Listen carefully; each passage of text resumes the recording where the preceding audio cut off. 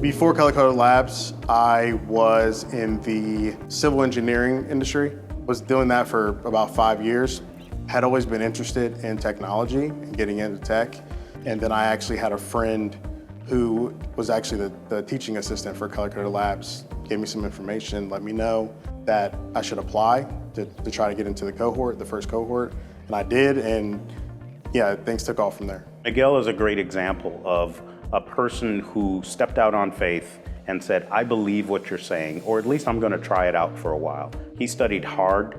He was very enthusiastic and was one of those go get it, gritty kinds of people who did extra and kept it moving.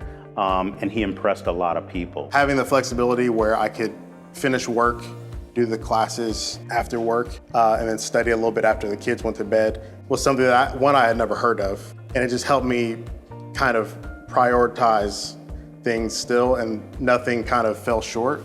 That helped immensely. Miguel as a student was one of our top performers. He was tenacious, assertive and aggressive. If he needed help, he never hesitated to reach out to ask for additional help or support. He was kind of a leader in the group. Ideally, he was looking to become either a developer, software developer, or a data engineer.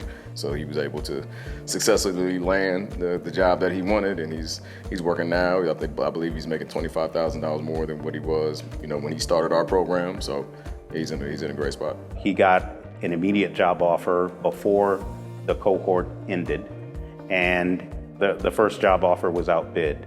And so these are the kinds of examples that we find a lot of members of our community have never had before. I'm offering you companies in our region to fight over you.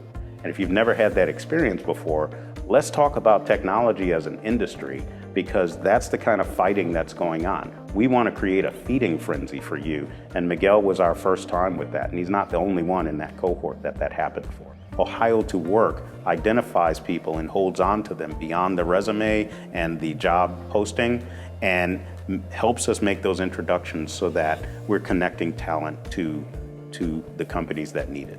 We're extremely proud of our current cohort that has almost half are women, almost half are men, and 2 are LGBTQ plus or transgender.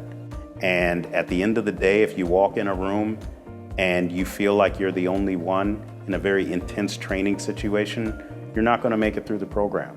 Not because you don't have the capacity or the intelligence or the ability, but because you don't have the representation. It is so important. Representation is important in the companies that we're placing people with, and it's important in the training programs.